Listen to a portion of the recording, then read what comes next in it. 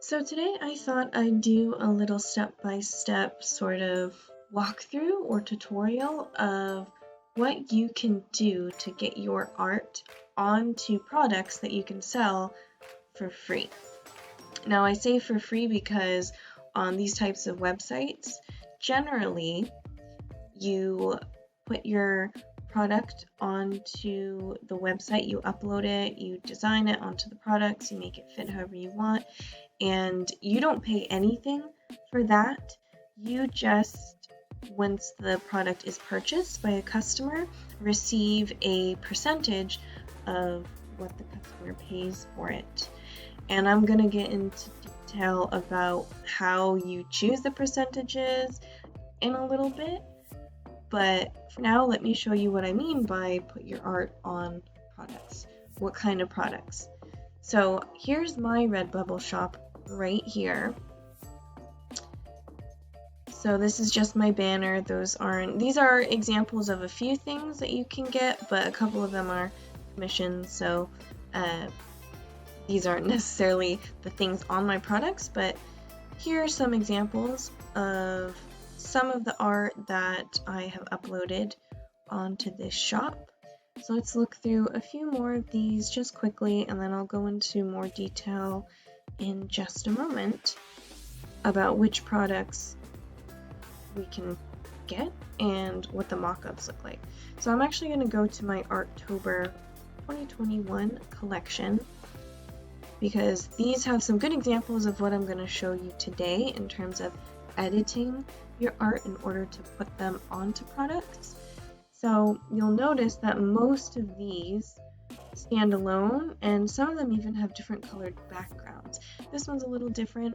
This one I can't really put on so many things because it has a whole background and everything, and because the grass is in front of it, even if I were to erase around it, it just wouldn't look very nice. There'd still be some grass.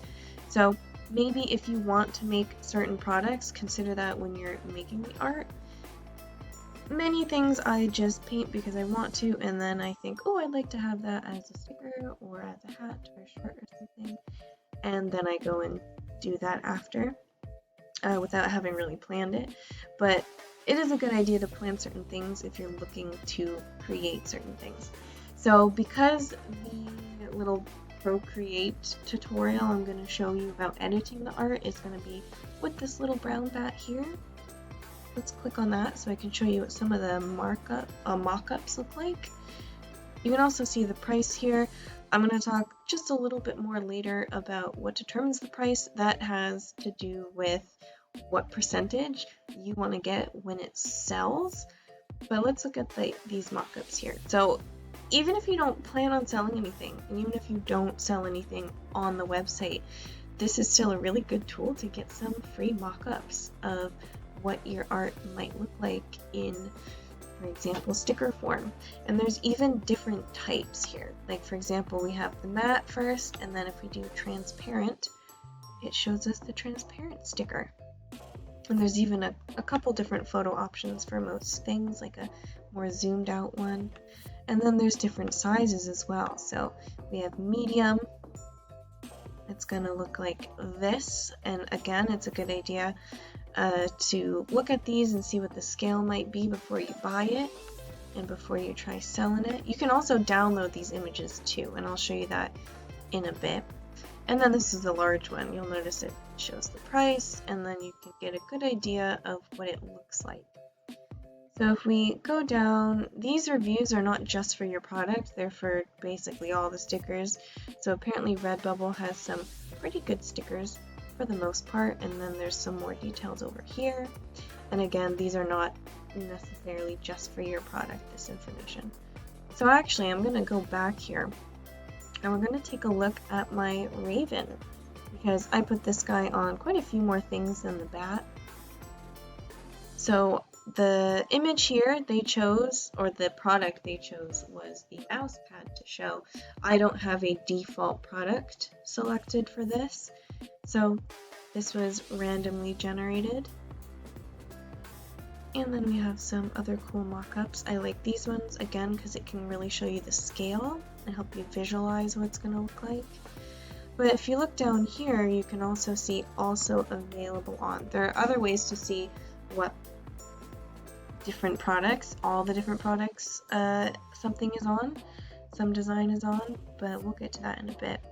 So these are just what's on this listing in particular. So of course I have stickers. Most of my products are on the sort of small things where you don't need a very large resolution size for your art. That will definitely affect what you're able to get your art printed onto.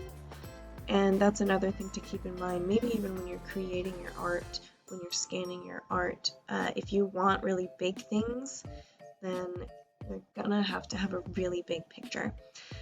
However, I'll show you in a little bit when it comes to repeating patterns that you can actually get pretty big things with small pieces of art just with repeating patterns. So this one I kind of imagined, oh, that'd be nice for a postcard, it's a good size. Actually, I'm surprised it worked on a throw pillow as well. So yeah, some examples, not everything, I didn't put it on everything. There are other products, especially the repeating ones, the repeating patterns, that I put on way more things. So now that I've sort of introduced what I'm talking about, let's get on to how do we start? How do we get our art even onto our computer and then onto this website? So the very first thing we need to do after you've created the art is to scan it. Now you can scan it or you can take a photo. If you have good enough lighting and a good enough camera, a photo might be totally fine. I prefer to scan mine using my Notes app on my phone or on my iPad. You can do this with any scanner. It doesn't need to be just on an iPhone or an iPad. You can use Android devices. You can even use your computer maybe, but I just think it's most convenient and best quality if I use my phone or my iPad. So let me go ahead and show you what you need to do if you're going to use an iPhone or an iPad.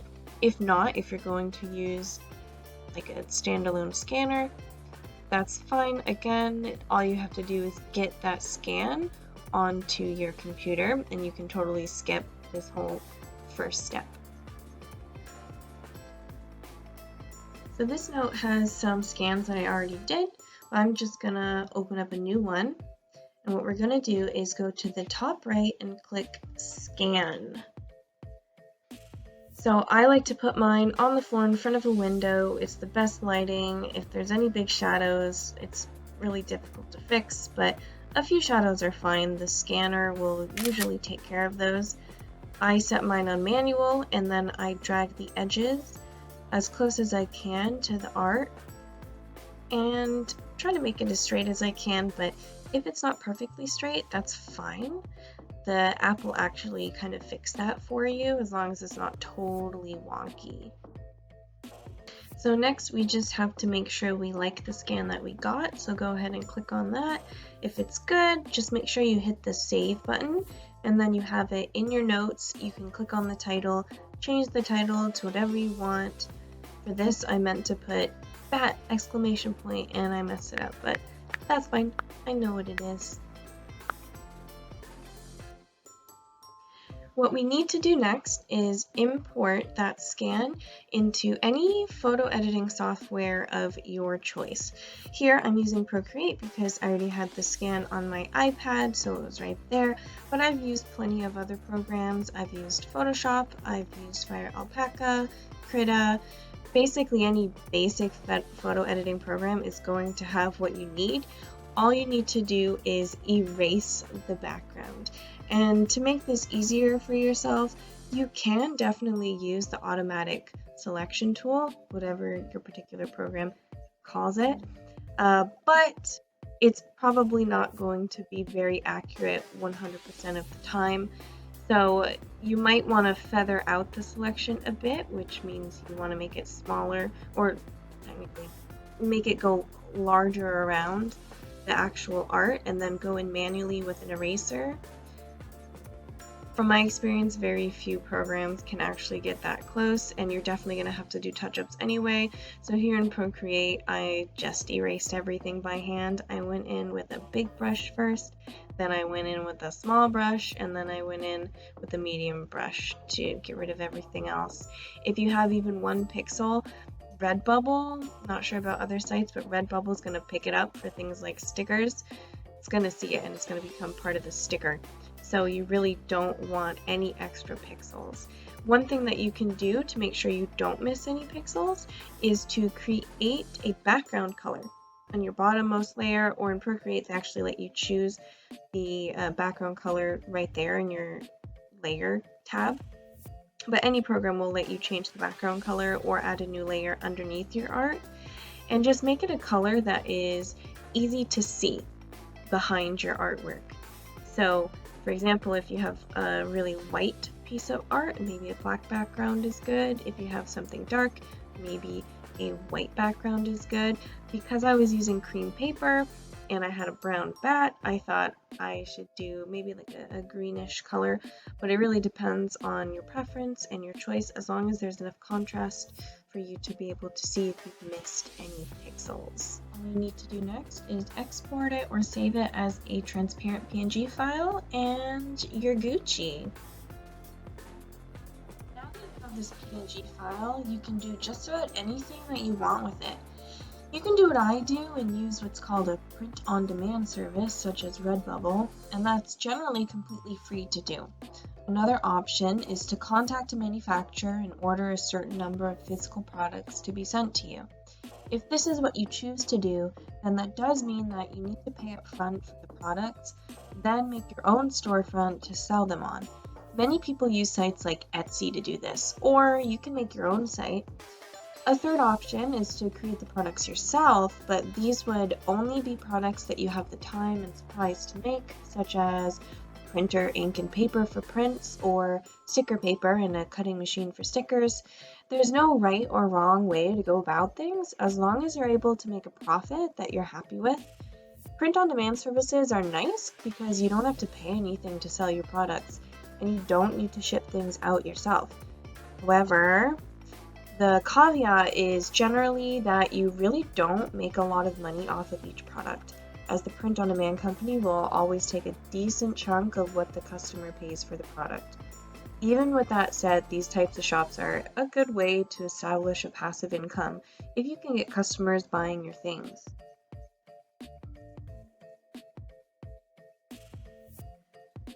Now let's get into how to sell your art on Redbubble. I haven't actually used any other services.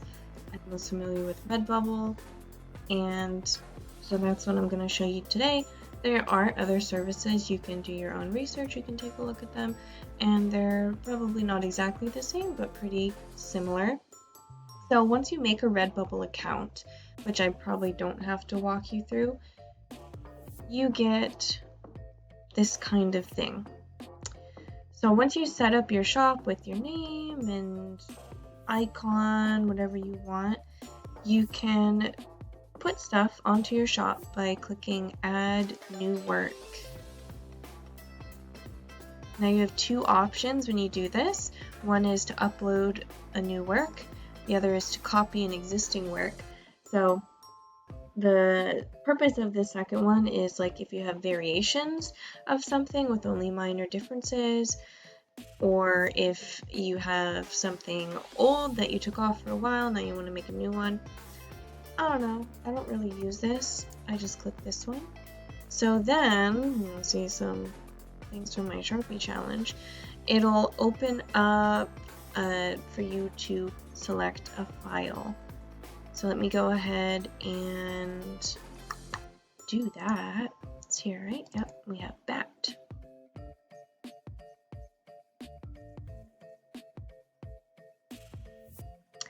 And it'll upload depending on your file size. It might take a little while if it's a super chunky boy. This one's not so big. So you do need to put in a title. I'm not going to actually submit this, so we'll just keep that.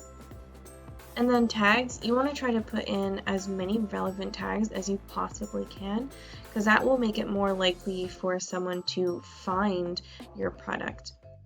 Even names of different products like t-shirt or hat or stickers will really help someone find what you're trying to sell them. And then a description, they recommend you put a description. Some people don't, but it's another way for people to find the listing, so it's probably a good idea. Here is the background color selector. So you can actually change the background color for any of these products that have a background, but if you choose one here, like for example this one, it'll make the default background color for all of the products this color. Things like t-shirts, there are plenty of different colors, and the customer will be able to select those. This is one thing to keep in mind when it comes to your actual design, because obviously some designs are not going to show up very well on some colors. For example, a couple of my designs are completely white text, and if someone gets a white t-shirt, that's not going to work. Something like this, it seems like pretty much everything's going to work. You can't really choose what color to offer. There are certain colors depending on the type of shirt, and these are all separate listings, the type of shirt. So you can't choose what colors to offer, so if you have a design that doesn't really work with a color, let's just hope the customer doesn't order it, I guess. I don't see why they would, because they can see what it would look like on the listing, so that shouldn't really be a problem.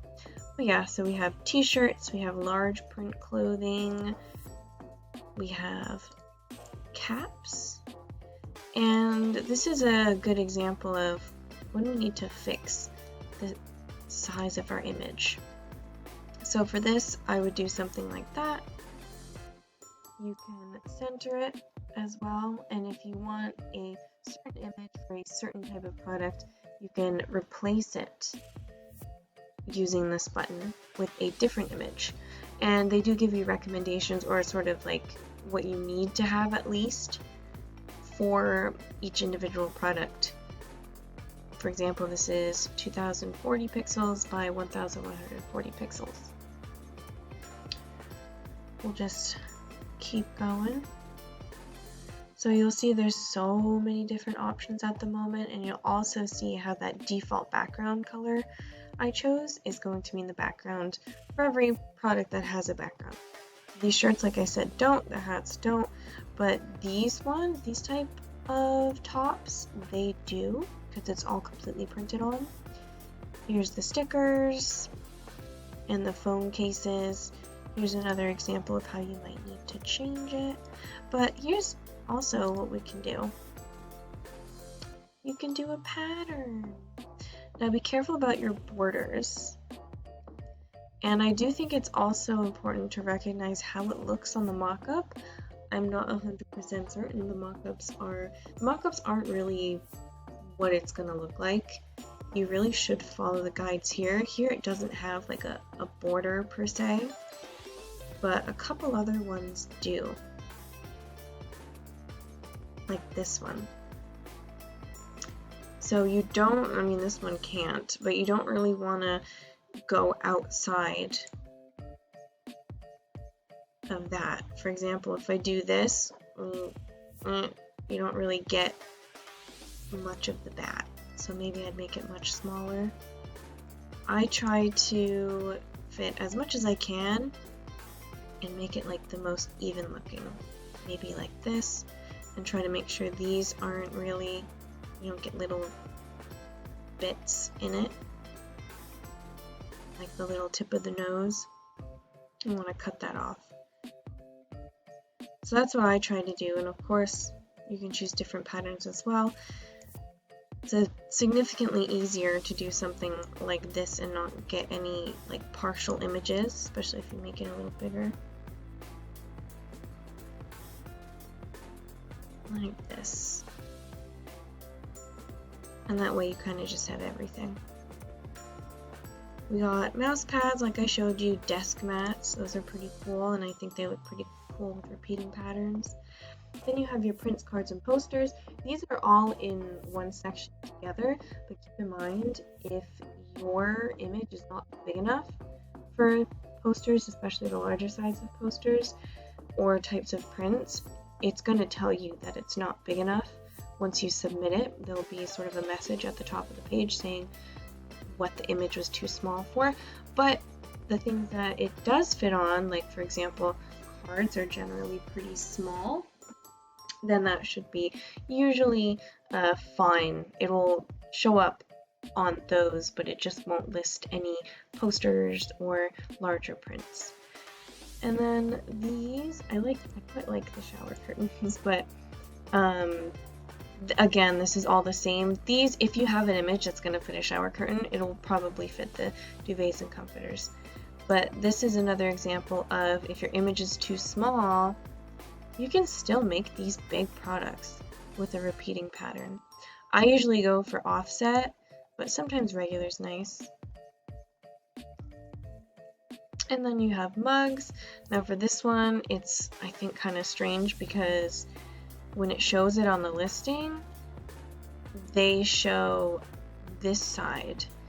So if you have something in the middle like this, you only see a little bit. It doesn't look very nice on the listing. Sorry about my phone going off. I have to report my location. Quarantine. So yeah, same kind of deal. Also for mugs, I don't really like the color, so I might do that. I think the white looks better. And so many other things. These ones are cool. For this, it's similar to the other things, but then when you have the hardcover journals, you can actually choose a front and back. Clocks. Artboard prints, so these are prints, but they're on a board. So these generally need to be, you can get pretty small ones, but there are different sizes. Coasters are easy to do because you don't need a very large image. That's a coaster, maybe even smaller. And then of course throw blankets, tapestries, either a repeating pattern or a large image is best. Bath mats I think are really cute. I want a bath mat. What if it's black? Why don't we do this? That's cute! I don't think I have that on my actual listing. So I don't even need to submit this, and I can still get these images that will help me visualize what it would look like if I were to get these products. And then we have tote bags. That's cute. These, I feel like you gotta make them really small for them to actually fit on the pin. It's a bit strange. I've never seen them in person, so I don't know exactly what that looks like. They even have masks. They have kids masks, adult masks. Jigsaw puzzles are fun, but you do need a very large image, like much larger than this, and I feel like they're not so fun with repeating patterns. Then you have large floor pillows, phone wallets, aprons. Aprons are cute. Then you also have this section. Let me just enable them so you can see them better. Now the difference between these ones and the products above are that generally you should download templates to make them look nice. Now I've done some of these with just like really simple repeating patterns. Like even these leggings, if you want some bat leggings, just something like this. That's cute, maybe smaller. I'd get that. I don't think that looks weird. Socks, same thing. Repeating pattern, make them smaller. Cute bed socks. I think that's cute. Backpacks, similar. I think this one, it really depends on what your design is. Maybe you want this instead. I don't know. For this one, I feel like if there's too much space, like this one's quite a tall one. If there's too much space between them, maybe it doesn't look so good. But I don't know, I'd buy that. That's a good bag. Let's try black again. I don't know why I chose this color. Cute! duffel bags are similar. Again, you can do repeating patterns, but notice how this bat is upside down. So I would definitely recommend downloading the template if you want anything specific. Fitted masks, I don't think look quite as good even with the repeating pattern because they could look a little messy. That I guess might be okay, but this where like the head's chopped off, that would end up looking weird if you put it someplace like that. So I wouldn't really use any of these myself unless I go and download the template and make a special one for this. Then you have some of these categories. Now you can choose, like for this one I would probably do design and illustration and painting and mixed media. You can select up to 2, 1 is fine, but I usually do 2, gets you more categories.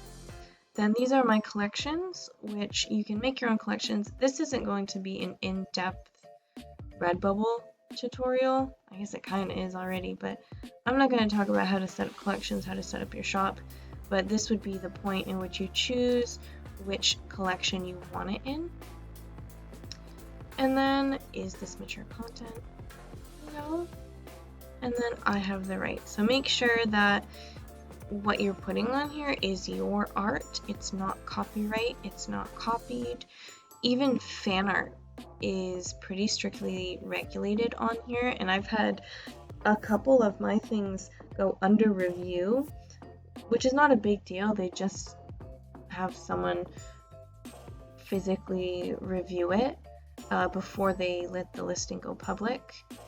And this was just because I had one listing called Lumpy Pumpkin, which was a painting I did of a pumpkin. It wasn't copied or stolen or anything like that. But I believe because Nintendo is so strict, they thought it was maybe from Zelda. Like from Skyward Sword, the Lumpy Pumpkin is one of the places in Skyward Sword. It's like a pumpkin soup bar in Skyloft. So I believe even if it's just the name, you should be a little careful about copyrighted materials. So I wouldn't recommend selling that kind of stuff here. In general, I wouldn't recommend selling fan art. I know lots of people love it, and I know that kind of stuff's really popular on places like Etsy, but there's always a chance that your shop might get shut down. The best case scenario is the listing gets removed, and then worst case would be probably a lawsuit.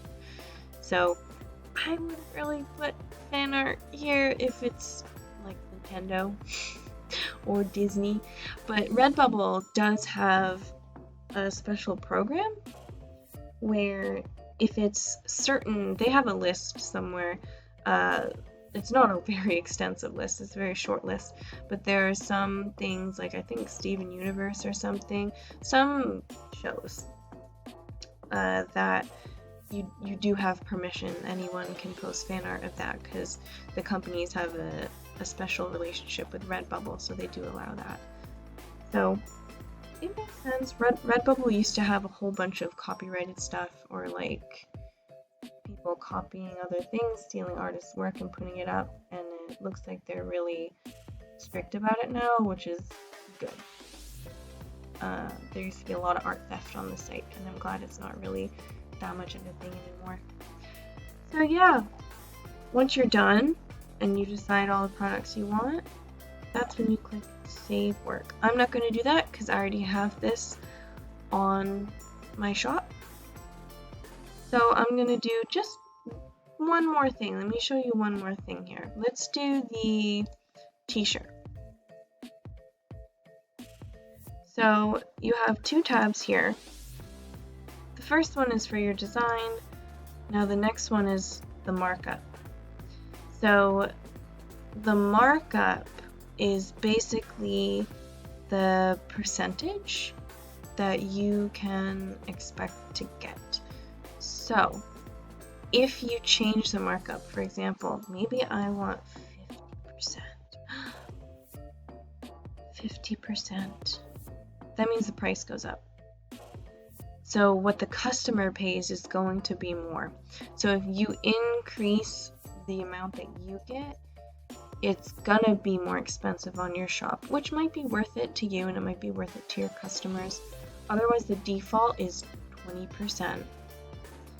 And for example here, 20%, and even stickers, 20%. So generally anything I sell is 20% markup. I don't think I've raised anything. I don't have any raised ones on my shop. I just think customers are more likely to buy it if it's cheap. But it's up to you. If you think it's worth it, if the customer really likes your product, it's probably not going to matter that much to them if it's a little more expensive.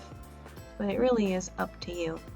So that was my little how to use print-on-demand services and how to get your art ready to make products with it. I hope you enjoyed. I hope it was informative. If you have any questions, let me know. If you want to go check out my shop, I'd appreciate it. And if you want to check out the rest of my channel, subscribe or like this video, I would also appreciate that too. Thank you for watching. See ya.